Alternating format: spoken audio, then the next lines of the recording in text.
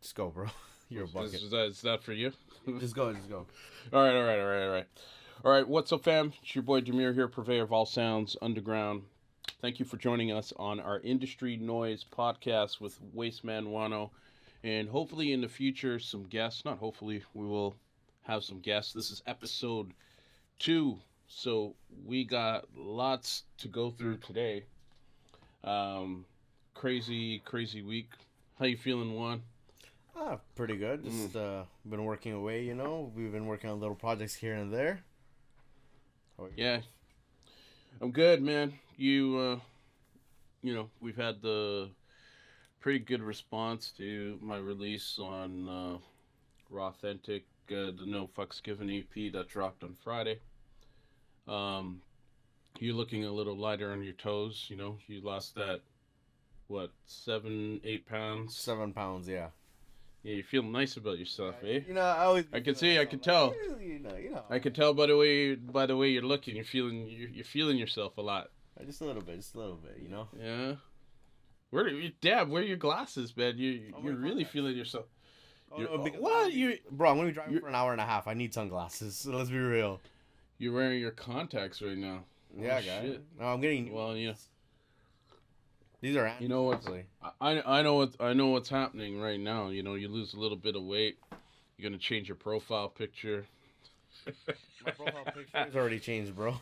There you go. There you go. That's how. On WhatsApp, yeah. That's how it starts, man. You know. Anyway, congratulations on that. Just keep moving in the right direction on that one. You know, health is wealth. Let me adjust my camera. You know, it's like the video we just released. You know, the daily routines. Health is wealth. Yeah, man. I mean, YouTube channel. If you haven't checked it out, make sure you go and check it out. If you haven't checked that out, that's mad important. It really is. It's so many more things done in one day. It's crazy.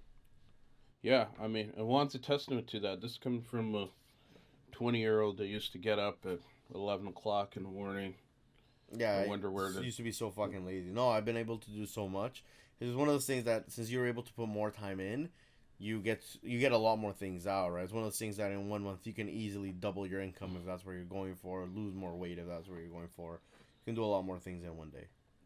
There's certainly a lot you can do by bringing some consistency and a routine and focus consistency. That is, you know, just like music production and DJing, whatever it is, whatever your goals are, you can make the shit happen much sooner than later through discipline and consistency.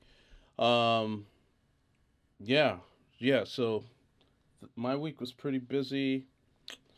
Got that EP that came out on Raw Authentic, like we were talking about. I spent the weekend upgrading the studio. Got new monitors, the Focal. Oh yeah, 80. Yeah. They look 80 alphas. Easy, bro. They're actually quite nice, you know. Shout out to Daniel Dubb, who's our mastering engineer for Purveyor Underground. He kind of gave me a scolding there. I mean, intuitively, you know, I did that video on our YouTube channel about, you know, when and where to upgrade or whatever. I don't know if have we even posted that? I can't remember. No, that's coming up soon. I think that's coming up. Okay. So that's the irony. I recorded that with a sense of, oh man, you know, I was kind of sensing I got to upgrade from these Yamaha HS8s.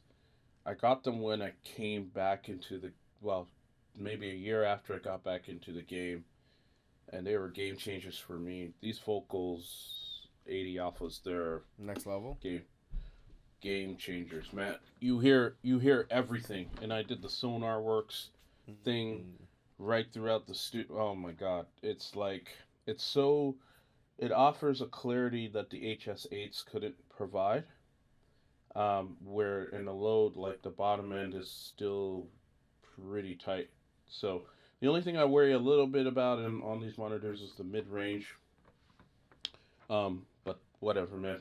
I think once you know your monitors, you'll be good, especially with something like Sonar Works in terms of how it performs in a room.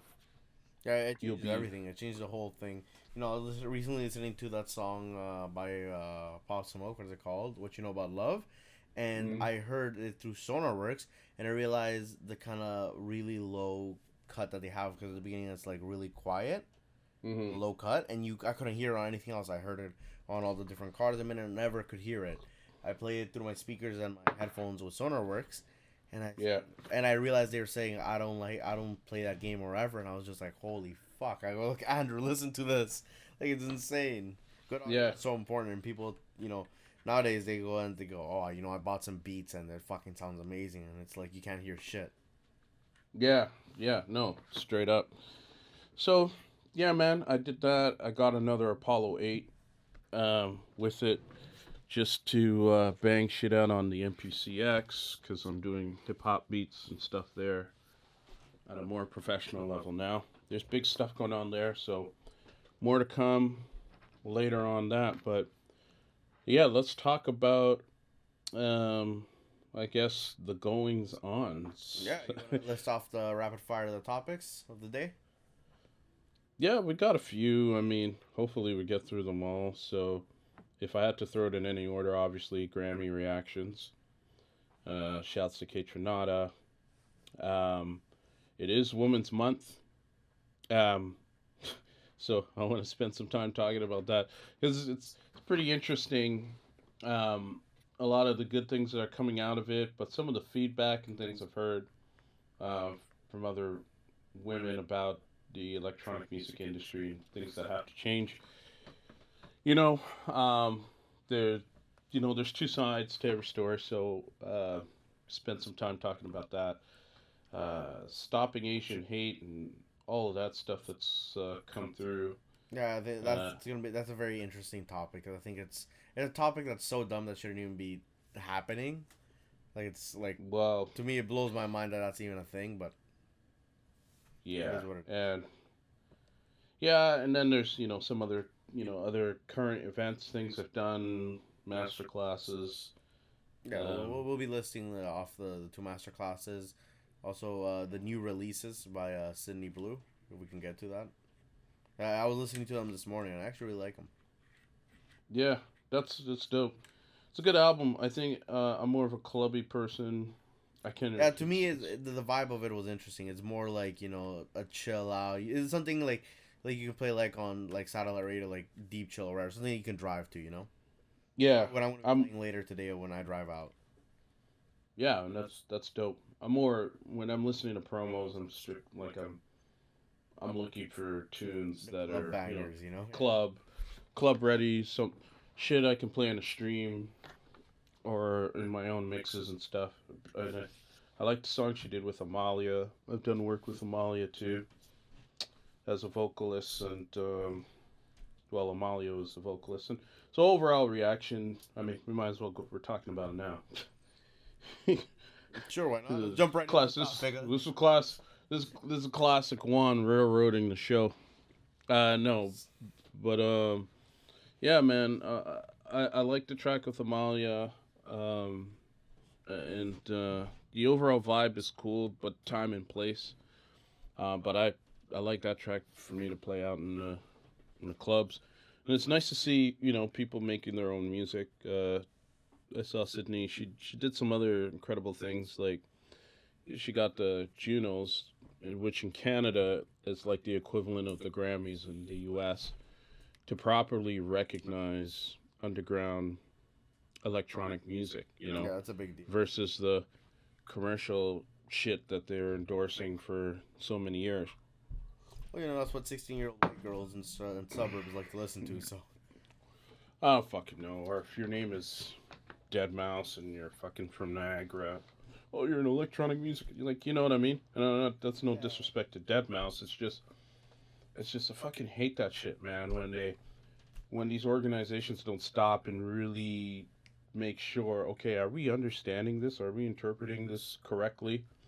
And then when people tell them, hey, I think you're a little off, they take their sweet fucking time to make any because then they have to admit sort of mistake, changes. and that to them is like they have to seem perfect, So for them to say, we made a mistake, here's the reality of it, it's fucked up. They're gonna be like, oh, it's not it, bro. It's not even a mistake. Like, she had to organize over the last 4 years. this huge this huge fucking effort of many different people, legal people are involved, to sign almost like a petition sort of thing and say, here's how it should be defined, this is why it should be defined this way, and here are people that will help you to execute. You know what I'm saying? Yeah. So, yeah, it's just mad, mad crazy shit like that. So, so shouts out to Sydney Blue on her new album. Interesting timing. On Demuir's favorite platform, Spotify. Hey man, go out and listen to that shit. Whatever. Listen, man. No disrespect to anybody who chooses to stay on Spotify. Just like, it's not really. I don't really see the benefits. No. Like I said, I don't see the benefits when Apple Music and Amazon is paying more, and all Spotify can offer you is, here's how many farm streams you have. Well, you motherfuckers are paying for it. Just look. Here's how many fake followers you got. Oh, we just made them up. Yeah, you got like 50,000 more followers. That just came from a playlist we threw your song on. And fucking artists get like fucking excited, like orgasm excited when they get those emails from Spotify, and they post it up on their socials like it's the shit.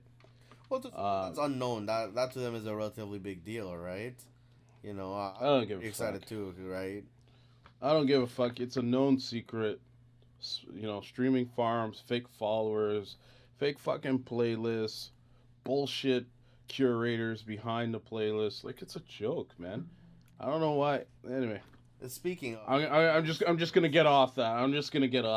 Because I can move on to this topic, because I find this a very interesting topic. It's the Asian hate topic.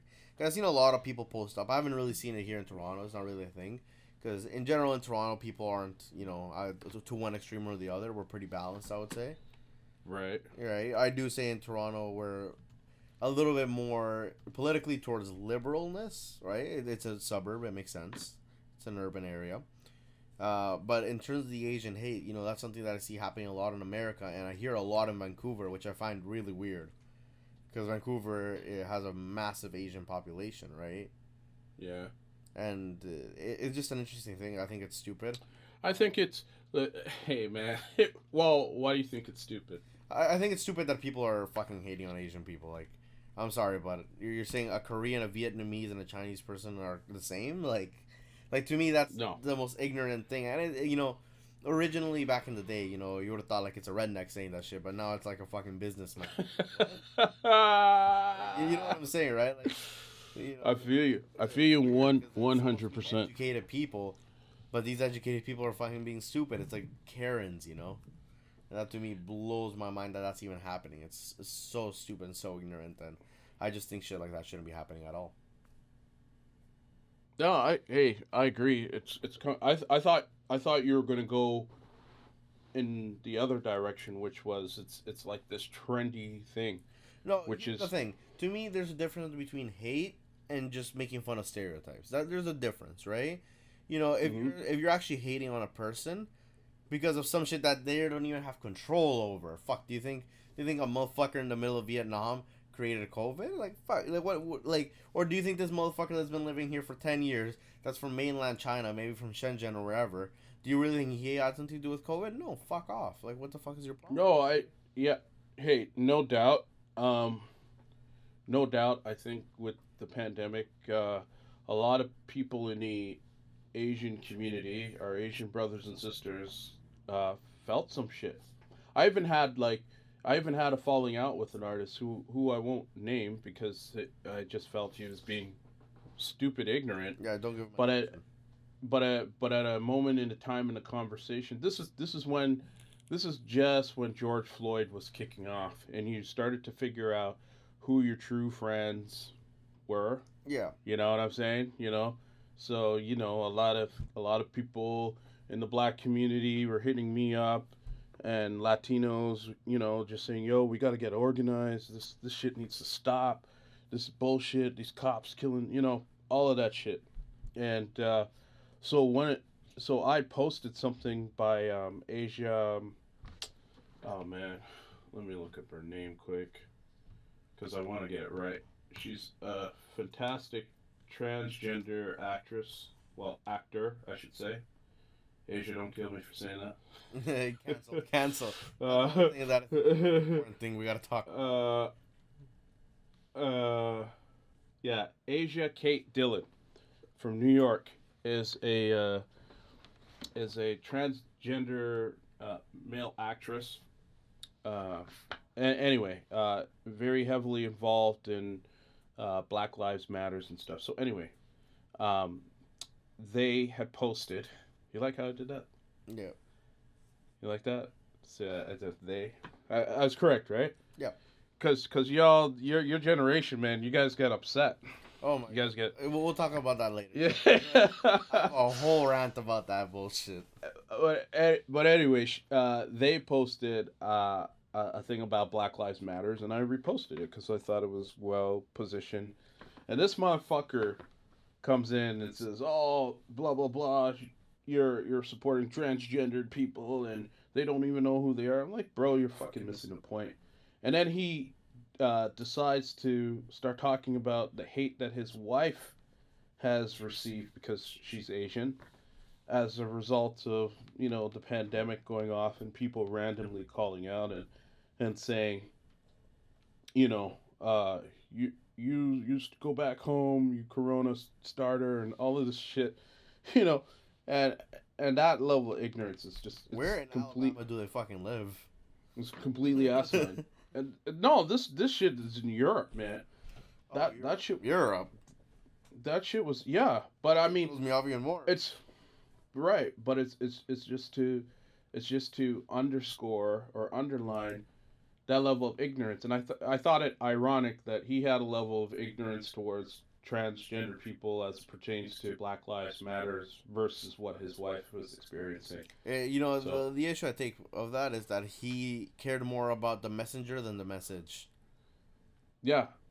Yeah. You get mad at the UPS guy then because your item did not function when it was in his fault, right? It's like, exactly, on fucking UPS, like, that's retarded. No, it's stupid. Exactly. Now, I do want to take this in a different direction, which is from our industry perspective, and you see this shit a lot, and I've seen it with this, which is one of the reasons why I didn't really post up on Stop Asian Hate and all this shit, because I agree with the message, but what I don't agree with is the insincerity of it. And I'm saying this from a internet trending perspective, where you see a lot of motherfuckers just come out of nowhere, and they're like, "Oh yeah, stop the Asian hate," because fucking WAF posted something on Stop Asian Hate, so you think that's what you need to do. You know what I mean? It's the same shit. Like, people can't. It's the same shit like the black square thing. Just like the black square thing. Okay? With the George Floyd, Black Lives Matter. Remember that shit? Yeah. Everybody posted a fucking black square for a day. They're off social media. And then they come back up, and it's perfect, Festivals are being booked again. Things are happening, and it's the same shit. You don't really see a lot of black people or people of color in the lineup. And I know somebody's fucking grabbing their head right now listening to this podcast, but it's fucking true. Okay, the point here is that we in the industry, underground electronic music industry, do a lot of trendy things. Yeah, trendy things by convenience, But when it comes to sending an actual message, it's like, and then you show up and you put the message on, and then the next week, your character doesn't reflect what's in the fucking message. You know what I'm saying? So, listen, no one can say shit to me all day about my level of support for this community as a whole and treating every person of color with the right opportunities, because we've been saying that from day one. You know what I mean? We don't wait for an event of significance to demonstrate our character. It's there every day. Well, it's one of those things that sorry to interrupt, but you remember like the end of year that we did? Yeah. That at the beginning we put all the people, the innocent black people that were killed, that were unarmed in 20. Yeah. I think it's just one of the Yeah. things that's one thing that we like to demonstrate, right? It's not necessarily when an event happens. It's just one of the things that you have to not necessarily always be pushing to a whole nother level, because then that makes people ignore the message if something Right. is too hard. But occasionally nudge it in there to say, look, you know, this is how things should be. You know, this is wrong here, right? Listen, man, I just think I just thought it was so telling about a lot of the shit we see in this industry where it's very unfortunate that uh, these beautiful 6 Asian women lost their lives because of, I guess, their, I don't even want to say skin color. It's really because of what, yeah, their nationality and what some deranged lunatic thought they represented in that moment in time. Very similar to the degree of hate that black men, black women, black children in all over, okay, that we experience, but people out here in the streets enjoy the fruits of the labor, of the struggle. They enjoy fucking black music.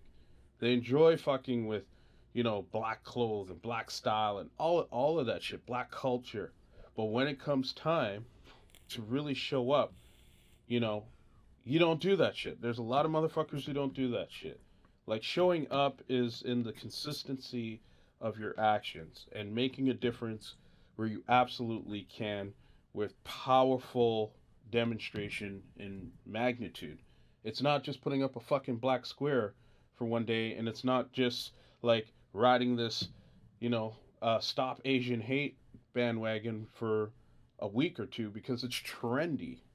It's just one of those things where I think posting on social media, it was funny. Fuck, I hate that shit. Like, I saw this funny TikTok, and they were making fun of the educated white girls, which is what they call themselves, where it's up on all the fucking trends. They're like, stop Asian hate, hashtag Black Lives Matter, hashtag this. And, yeah, the same motherfuckers that will go, oh, he's black, he must be poor. Like, it's like these motherfuckers, yeah. Like, they're future Karens, remember when I told you on WhatsApp, I said, what we really need to do is get all the different communities that hate cops together, just bundle them in. Yeah. Throw your motherfuckers on an island and say work it out. No, I'm telling you, honestly, just get Black Lives Matter, the anti-mask, the rednecks, the Mexicans, and the car community. Bro, that's it. We're the cops gone. Oh shit. Anyway, man, it's gonna be A1. You know that. Oh, I know that for sure, man. Mexican, black food. Oh my god! The other day, I was eating some jerk chicken from a guy in our car group, right? Well, I gotta take you there. You're gonna love this place. The food was so good. I was where I'm curious. Where was it? Dundas and Winston Churchill. Oh, okay. Yeah, I'll take you there. I know the owner is super nice guy. You know how it is. You know how it is in ethnic communities, right? No, like it's like it's no. But okay, what I'm gonna point out to you, because I'm sure you've seen this because you're Colombian, right? Is when someone says to you, "I had some really great Colombian food the other day." What's the first thing you say? Where? Yeah. Where? What's the name of the place? And then you're thinking, have I been there? Where does it fall on the scale of authentic shit in my family? Because I've taken you to a Spanish restaurant. You love that place. What? Little place. Las Delicias on Dundas. The Colombian. Oh, of course. But that's how you know that shit's real. Yeah, But if I told you I had some dope bomb ass Colombian food in fucking Woodbridge. Yeah, that's bullshit. That's bullshit. Like or Aurora. Or Aurora, exactly, man. Yeah. So sorry, finish your point. So yeah, you guys went for the jerk chicken shit. Oh my god, I love that. And it's just one of those things where luckily, I guess in this time of day is when where people can go ahead and have this different kind of food and culture and all that. We can embrace it. And I love that shit. Yeah. Well, yeah, and that's part of the reason, just to close this one out, when it comes to stopping Asian hate, that's why I didn't post on it, because my actions every day reflect who I am as a member of this culture and community, and what I do for people, regardless of race or age or whatever. You know what I'm saying? Just, you want to post because it's trendy and fucking do a whole fucking photo shoot, stop Asian hate, fucking go ahead, man. But I'm going to come check for you in a few weeks and see what your actions are. Because there's a lot of these motherfuckers who are the first to make jokes about this shit, you know? Yeah. And there's a lot of other motherfuckers, just like I said, with the Black Lives Matters and booking people of color, they're the same motherfuckers who enjoy the fucking music and have no qualms of just having all white people just fucking all over the shit. So but playing that black music. More than playing that black music and loving it. Yeah. And if you're feeling uncomfortable, you're supposed to feel fucking uncomfortable. And I get it too. We'll have more conversation on this throughout. I guarantee that much. Yeah, you know, sure. But I'm talking about doing shit that's trendy. Like, I hate that shit. Anyways, Juan, you were going to say something. So this, in between topics, I just want to bring up that, by the way, guys, if you are on our Patreon, you guys can go ahead and join the To Be a Star by Demuir and featuring Phil Weeks. Oh, talk about diversity. All right, there you go. The contest is going to be going on for how long? So deadlines for the remixes are due May 14th. May 14th, okay. Along with, once we hit 200 patrons, we're going to be giving away an Arturia Microfreak and a custom painted longboard by a local Toronto artist. We already have everything, so get 200 and you guys will be rewarded. And thanks for mentioning that. That is a perfect example. Phil actually is from France. Is he? His wife is Asian. He has a biracial child. Wow, you are on the fucking ball today. But anyway, this perfect example. Phil and our connection is music, man. It's music. I have lots of love for Phil. I think French people are rude, and y'all could say shit to me. My last name's Pierre, so. Mr. No, it's one of those things where music connects us. I mean, look at you and me, okay? Yeah. Complete opposites in every way, right? But the reality is, because we both had a passion for music and playing it out and all that, that's how we met. Yeah, right? No doubt. So I think it's just one of the things that has done well. So if you guys want, go to patreon.com/DemuirOfficial and sign up. Or maybe you guys even though what really happened was you had a nosy Colombian mother who I saw that motherfucker used to look at me. Had a nice ass DJ setup, and my mom goes, "Look," and I was like, go check that out, get involved." Yeah. She just wanted to get you out of the house.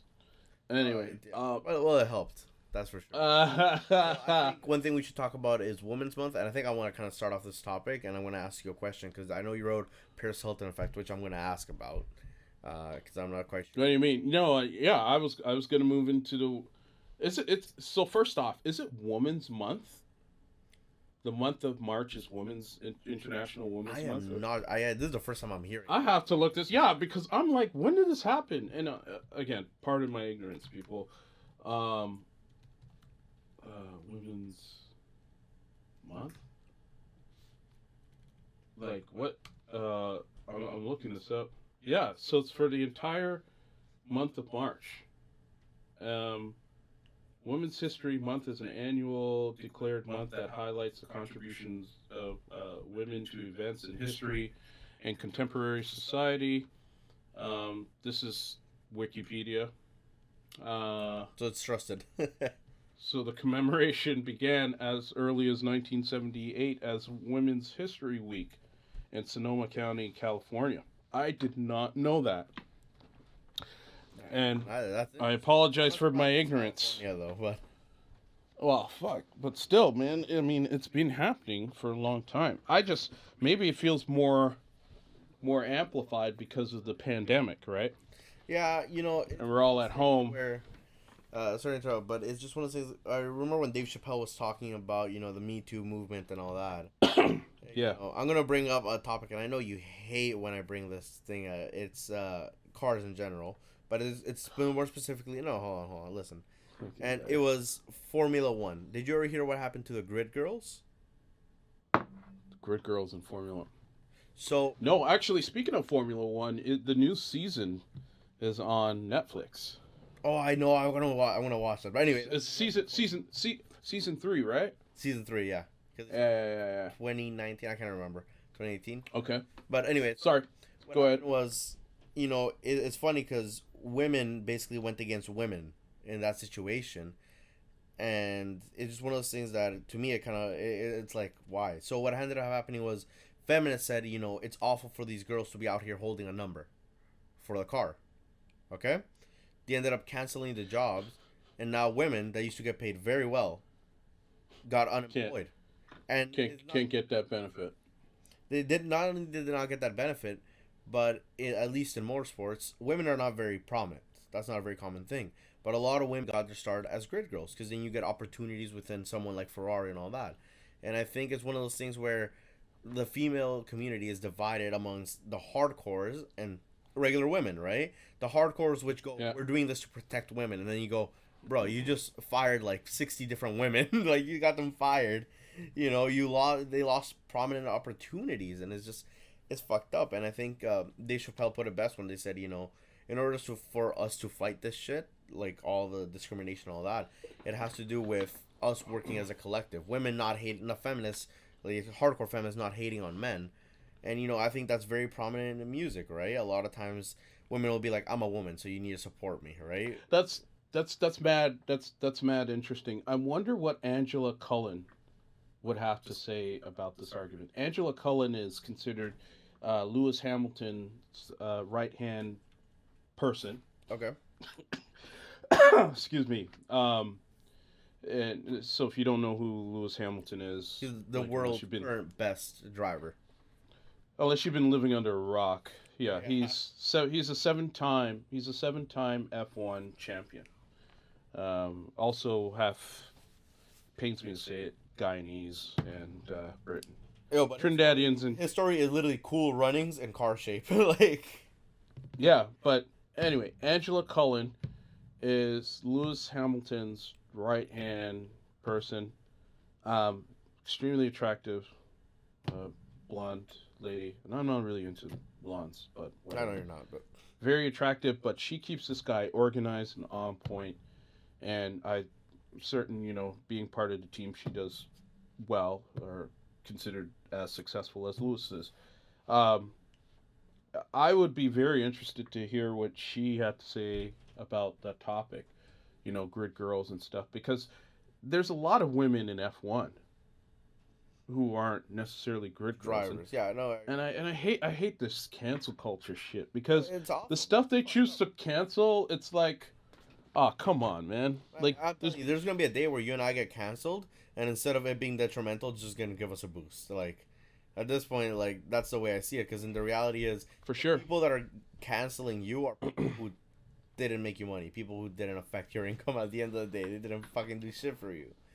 For sure. You know what? Cancel culture is just like it has the same effect of when they started putting out those explicit lyrics warnings. By the moms of, like, very famous politicians. Yeah.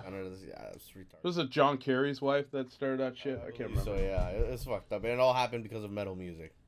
Yeah. Like, whack. sorry, like, it's one of those things where people shouldn't have freedom to choose what the fuck they want to do. In this case, women shouldn't have the freedom to choose what job they want to have. No, because other. And that's the exact point. Is it's a choice. It's not like you're limited My in body, my choice. These motherfuckers, I swear, like the hardcore feminists that also cancel. They went from my body, my choice to women shouldn't have a choice to be working if they're wearing like a bikini. Like, I'm sorry, what? Yeah, whatever. So listen, that's that shit. Anyway, I'm gonna check out the season of F1. I love F1 cars. If you ever heard one, oh, it's a thing of beauty. Oh, yeah. I see the Montreal Grand Prix. Yeah, hopefully. I guess we got to see what happens, man. Yeah. With COVID and stuff. So yeah. So anyway, you know how I feel about that. I think that's just a nonsensical issue. Yeah. Cancel culture in general is fucked up.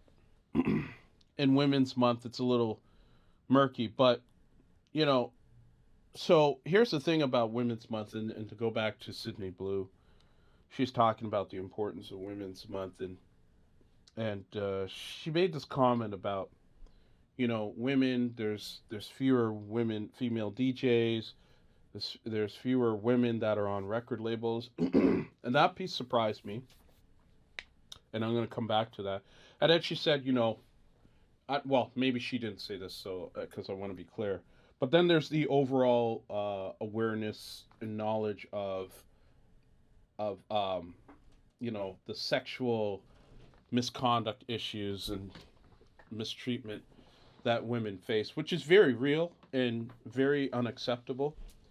It's hard to believe because I've never behaved that way. Like, to hear these stories of men grabbing women by the ass or playing over their set. Girl's drunk. You're not taking her home at all. Like, fuck that shit. No way. No way.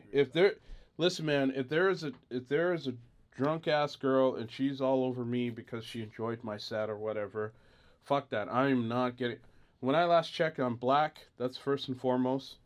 It always comes down, and I hate to say it, I just don't want to put myself in a potential legal situation, that does not look good for me. And also, I just think I just think there's a time and place, right? yeah, I don't want to be for everything. I don't want to be banging bottle suckers at my gigs. Sorry, it's not. Yeah, it's it's that one. No, fuck. It's Shit. it's not my thing, man. But it is for others, and fine, go for it. You deal with it. But my point here is that the whole male behavior and some of the things that have been documented by women in underground electronic music, where male DJs, their male counterparts, have played over their sets, have not transitioned well, which is a real pussy bullshit move. Like, I'm ready to play. I start at 10 o'clock, and this motherfucker decides, oh, just one more track. I want to test this track out, and plays till 10:15 or whatever. Like, that's bullshit. Yeah, no. And then decides to grab her ass, uninvited. All of that shit is whack. But there's also, but I want to go back and talk about the whole. There's a lack of female representation on these labels, and it brings me to a good point of things we see in the scene that I think we should all be responsible for, but more so women in this case. So let me just be straight up and transparent. I've invited women to release records on Purveyor Underground. I absolutely have. Yeah, it's mainly males on there, but it's not like I haven't done my part. And I know this is what has happened. The women that I've asked to be on the label, a lot of them have gone off and spoke to their managers, and their managers or agents say, "Ooh, Demuir, wow, makes great music, very truthful in everything he says, but not sure that's a good fit for you. Not sure if it's the right look for you." Which in other people's opinion. Well, but that's think that what they think, but that conversation one happens amongst males wanting to go on other labels. There's managers and fucking agents who say this, right? Like oh, it's a smaller label, not sure it's a good look. What the fuck does that mean? It's not a good look for you. You know what I'm saying? But let's keep it real here, women. Some of you have done that shit. I've been privy to it. I've asked you to be on my label, and this is not me taking a rant or a shit that I've asked you to be on my label and you didn't give me any music. I don't give a fuck. My label speaks for itself. It's fucking dope. But this speaks to the fact that you've been invited to a label and then you go through that bullshit. Well, PR bullshit. What I think. And you don't end up releasing anything, and then come full circle, you say there's more men on the labels. Well, you're part of the problem in that instance. You know what I think of that? I think it's one of those things where agents and managers and all that, they all go say, what we got to do is do of all a label that has all women or some shit. They'll try to push shit like that to push a narrative. I think that shit is fucking stupid. I'm sorry. But you know, I'm sorry, like these motherfuckers, because that way, you get the publicity. It's an all-woman label and all that shit, right? In the same way, United, I don't know if you ever knew this, but United Airlines had an all-guys flight. Where it was literally... What the fuck for? What the fuck for? Just the narrative, right? To guys, that's like, oh, cigars, this, no kids. It's like that. To women, they go, oh, it's an all-woman label. And to other women, they go, we support this label, right? And it's one of those things. Remember when we were talking a while back, and we're talking about the way you sound and how I sometimes make fun of you because I say you sound white. And you say the problem is in the culture there, you know, they discriminate within themselves because they're saying, oh, you sound like a white boy. Why? Because I'm not educated? And it's one of those things where you go, you know, you're a traitor. You're signing with these labels that mainly hire that mainly hire guys. And then you go, well, that's how you get stuck in the circle. That's how you know, it's a culture within that. And I think that's how women are like, we have to constantly stick together. Well, maybe if you venture out every once in a while, you could, you know, achieve even more. Right? It's not venturing out. Listen, man, women, people, okay, forget the women thing. The number one equalizer in all of these types of conversations of pro-women, all this shit, especially when you're dealing with the arts, is it's not a female DJ, it is a DJ, right? Who is the best? Like, I've seen DJs who happen to be women fucking tear the shit out. Yeah. They've rocked the club. Like, I mean, I'm not surprised. I think we just need to have more of those when it comes to art, okay? Cut through all of the bullshit noise.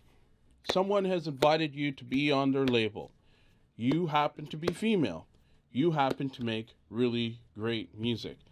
And then you go through the bullshit of a manager or some PR person or agent saying, oh, we're not sure that's a good look for you. That's where you need to take some responsibility. Don't come back to the table and say, oh, shit, there's only men on these labels. Come on. That's part of the bullshit that helps feed into the discrepancy of there being more male versus females on labels. It's a fact. And I'm not going to drop names. I love to drop names, right? But in this case, it's unnecessary, okay? As I know, I'm not the only male that owns a label and has a credible label for some time that's asked women with certain profiles to join a label or to do a project together, and they don't get back to you, or they don't fucking release the music, or they say, oh, my manager is having a little shit. Fuck that.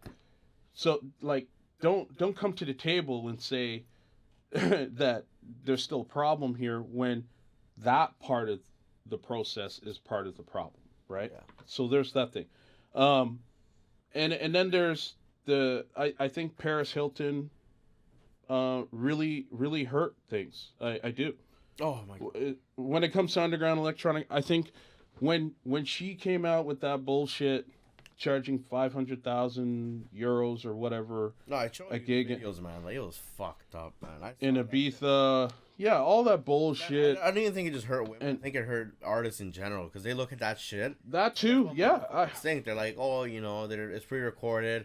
Her doing a transition with both hands in the air is like, holy shit, you must have a man. But there's something touching the CDJs like that. Yeah, and there's something deeper about it too, right?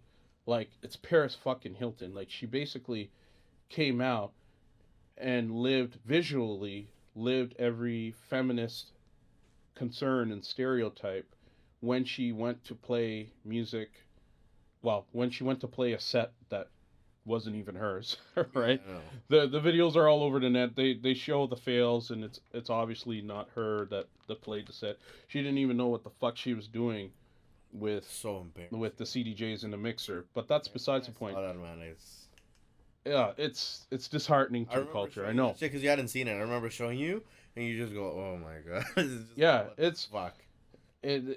So you have that end of it from a cultural perspective, but then from a female perspective, because she lived up to every stereotype of needing to put on makeup and have your tits out and be half naked on the stage just to say you're a female DJ, I think that played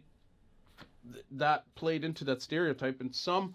And I would not be surprised, to this day, I would not be surprised if we have some managers or some motherfuckers counseling women who are genuinely interested in DJing, producing underground electronic music, that this is what they have to do to stand out or be taken seriously.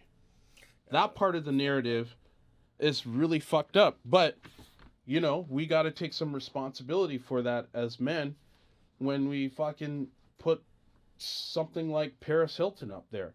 And that's still around. Like, you know, you got women DJing together with tits out, you know, and it's nice to look at visually, but it's not necessary. And especially it really isn't to me. And it's one of those things where when someone's DJing at a club, I'm not paying attention to what the fuck they look like. If they're playing a good set, I'm vibing. You know, I don't give a fuck going, oh, that's this. No, like, I don't give a fuck. I don't care if fucking Shrek is playing up there. If it's a good set, it's a good set. It's all about the music, right? You don't go to a club to admire what the person looks like, right? If so, and I don't want to be a dick, but let's say someone like Carl Cox, by all means, by all descriptions, he shouldn't be one that people look up to. But we still look up to him because he's amazing. We don't give a fuck, you know, maybe he's overweight or, you know, for some people he's black or whatever. We just like him because of his music and how he plays his sets. We don't care how he looks or anything like that. You know? And that's how it should be for women. But we're only going to get there, I really believe, when we stop this. You know, we have the Paris Hilton effect, which I just described. But we also need to stop this bullshit massaging of what is a good look artistically and just empower people who happen to be women to put out great music and play on really great bills without having to do these shit things that marketers or managers or whoever say that's what you need to do to be and feel inclusive in something. So that's my 2 cents on that one. I'm very supportive of women, but come correct with me on this label shit. Because I know a lot of women have been invited to some really cool labels and they haven't done shit because somebody in their camp doesn't think it's the right move. Yeah, no. That's fucking bullshit. It's stupid. And I think we should go probably to our last topic of the day because I got to head out soon. What do you mean you got to head out? What do you, like, you're half I'm counting... I'm counting like 4 different topics here, and you're like, yeah, I gotta go. What are you talking about? Like, that's bullshit, man. We're almost out of time. I know, but it doesn't matter. It's about the vibe, man. We're having a conversation here. Okay, here's one that I really and people are locked in. Like, I posted episode 1, even though the audio and video quality isn't as good as this one, and they're locked in, man. A lot of good feedback and conversation happening, and now you just want to stop the fucking vibe because you gotta go. So here's the one I want to talk about. Remember that photo I sent you today of what happened in Miami Beach yesterday? Oh, the COVID. Yeah. There's one guy in our car group who is in Miami right now partying up, and he sends videos, and it's like, man, from like a month and a half ago. He's been there for like 2 months, a month and a half ago. Man, from day one, it's like if COVID didn't exist, and now it's all fucked up, man. It's crazy. And I think it's moments like this where I look at it and I'm like, I don't know how I should feel about. Like, obviously they shouldn't be doing too much of that shit, but at the same time I feel like governments should be doing a little bit more, you know. When I was talking to my friends yesterday, they said the government shouldn't have given away the money. What should have done is invested it in a place where elderly people and people at risk can just go.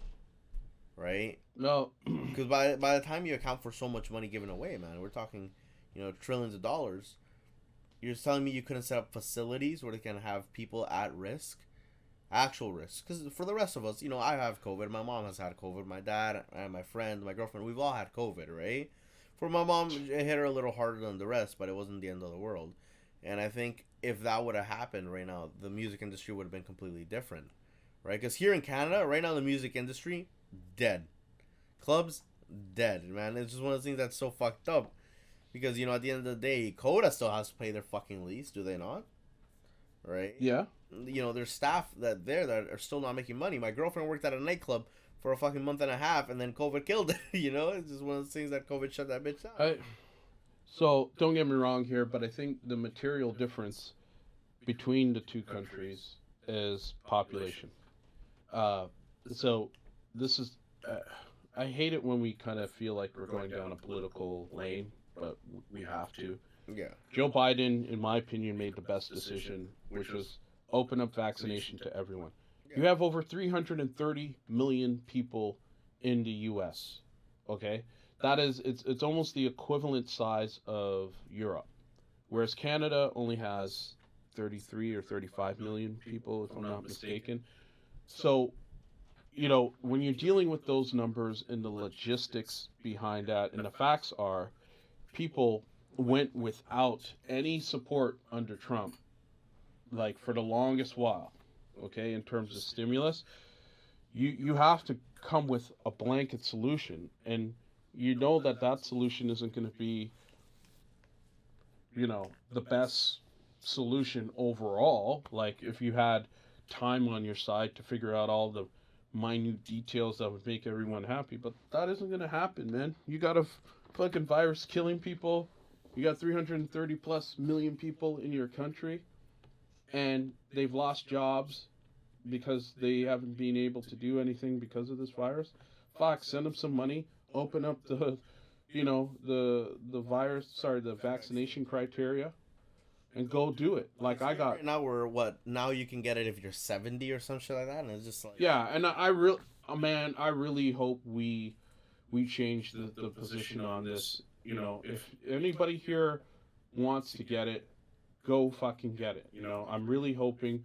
Apparently, it has been tabled in Canada, but it's very dependent on supply from the U.S. Yeah. So the U.S. We're kind of fucked in that area because the thing is, for us, everything is depending on the U.S. and the U.S. is not gonna vaccinate us first. Fuck that. They're gonna get their own people first. And with and I don't disagree with that. The U.S. is the most important country in the world. That's the reality of it, right? Hell, say what you will about it, but in the reality, man, the stock market depends on them, right? Oh, of course. Like everything depends on them. Business depends on the U.S. Why? Because they're one of the wealthiest consumers that you can sell to, right? They're the ones that are constantly going to keep themselves in debt to buy things that they don't need, right? Of course, bro. They are the central currency, right? That when you talk in money, we don't talk in Canadian rupees. We talk in U.S. dollars. Canadian rupees. Right. Well, that's what $1 worth. $1 worth shit. How's it Canadian rupees? Rupees like 60% of a fucking of American dollar. So it's fucking shit. But it's the Canadian dollar. No, it's in the 70s, man. Oh wow, 70% of an American dollar. Wow, that's great. But you're talking about it like it's. No. You're talking about it. You're talking about it like we're in dollarization here. Whatever. I think we're on the same page. U.S. is an extremely important economy to the world. They have to get things going first, and it will benefit the world. Absolutely. Yep. I really hope the U.S. is on a pace. They're vaccinating 2 million people a day. Canada has done about 7% of the population so far. But I really hope they open it up, man. I got shit to do. I know, we got money to make. we got places to be. Places to be, money to make. And that leads, why don't we jump into, yeah. It's kind of funny, I don't know. If you can post it up on your screen. I think people in... Oh, that? Well, the Jamie Jones... yeah, hold on, podcast notes. I think in the pandemic, people got a lot of time in their hands. And, there you go. I asked Jamie... I reached out to Jamie. I said, yo, man, what's with the look? I can't see that. Is that getting captured, though? Yeah, it's getting captured. Yeah, you see it on the screen. So I asked Jamie about this, and I was like, man, you got to tell me what's up, bro. But a lot of people got time on their hands, man. Jamie Jones turning Rastafarian on me, man. Yo, that was fun. I saw that shit and I'm like, bro, he looks... I never thought I'd see the day. Little Pump or some shit. Never thought I'd see the day. You just show up with some grills or some shit later. Pull up with a spinning chain next. Just JJ. Anyway, we're just busting your balls a little bit, Jimmy. I got love for you, man. I got love for you all day. When I saw shit, I was dying. No, it was pretty entertaining. And just before we close it out, we gotta send special shouts out to our fellow Canadian, Kate Trinata, straight out of Montreal, in Haiti. But I say Haiti. You know, congrats for winning the best dance electronic album. He won another Grammy for something else. Damn. Good. He won 2, yeah. I don't know what the other one is, but shouts and congrats to him. I think that's phenomenal. Especially, like, he actually makes proper electronic music. Like, I played... Shit, not EDM shit. Not that commercial. I was hearing some of the songs. They're not bad. I like them. See, great things happen when you don't allow cultural appropriation of black music. This motherfucker. Hey, you know great thing. Yeah, you know what? We're gonna be reverting back to this topic nonstop. No, we will be. It's listen, man. Change is required. But no, he makes proper music. I played one of his songs to close out my Boiler Room set at Halcyon in San Francisco. Oh, that was one of his closing. That was one of your closing songs. Yeah, it's called Track Uno. Track Uno. It's a dope. It's slower, but you can rock that at 125, 126 BPM. Dope. It's dope. That whole album's dope, man. So shouts out to Kate Trinata. Congrats to you. Listen to that too on the way back. Probably. Yeah, for the Sydney Blue release for sure. For your drive with your little Pirelli. Bro, it's an hour and a half. We gotta go to fucking Fort Erie. Yeah, enjoy that, bro. Yeah, bro. And last but not least, I had another great session with Finish More Music this past week, where he spoke about marketing and staying above the noise. If you're interested in, DJing and producing and pursuing that career, how to market yourself, because everyone who knows me and knows our stuff, I'm not leaning on PR to get shit done. And we made a whole video. PR sucks. We did that shit, and I recently had that conversation in my camp again. It came up, and I was like, guys, like, Noize that for sure. So it was a great conversation, and it's important that people know, especially in electronic music. And it's actually coming to fruition, bro. So we're removing the catalog, Purveyor Underground's catalog, from Spotify. I went to Audius. Oh yeah, we talked about it last podcast. Yeah, I went to Audius, and I haven't done shit, and every day the follower count is growing. So it just goes to prove people will go and find you, man. Oh, 100%. They'll seek out a way to listen to great music. That's the reality of it, right? Yeah, it always comes down to great music. So the whether it be the record label or the people consuming the music, they're gonna come find you, man, because you're part of their story. Yeah. And they want to know what's up with you. So anyway, I have a whole presentation on that. I'm thinking I might package it up and make it available on Patreon for our people who want to go much deeper into the learning aspect of things. And shouts out to Music Box in Oakville here. We had a great session as well, just talking about the value of sketching, song arrangement as well. We had some really good conversation in that master class, so shouts out to those guys and those who participated.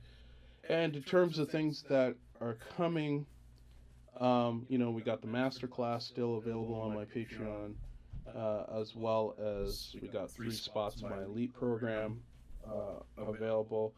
But I'm just banging out music, man. We've been working nonstop, eh? Yeah, man. Well, I mean, Purveyor, the promos are now available on Patreon. So, man, getting off of Spotify was the best fucking night. No, I agree with that. Such a good thing. Hard thing to do, especially because it's such a common platform. But sometimes you have to do things that are risky to progress in life, and that's one thing. For sure, man. and we're doing that. So Yeah. so for Purveyor, I have an EP coming in April called Stop Your Mind. Graphics by Wasteman Juan. Great success. Up. Thanks for doing that, by the way. That was great. No. Because here's the other thing that leads into my point about the Spotify move and owning your own platform and shit. Bandcamp reached out to me, and they said, as a result of all of the business we've been seeing on your artist Bandcamp, we want to do some more shit. So I gotta figure that out next week. I'll probably leverage it for the Stop Your Mind release. Yeah. It's like credits and stuff. It's really cool. Yeah. It's only good for the followers. And then I'm on Harry Romero's Bambosa label later in April. We got a remix from Kenny Dope coming too in July. So good shit, you know. So if you're female and I ask you to be on the label, maybe your manager could fucking take that and suck it. Hit him up. All right. Oh shit. Anyways, I think that's about it. You got anything, Juan, you want to get off?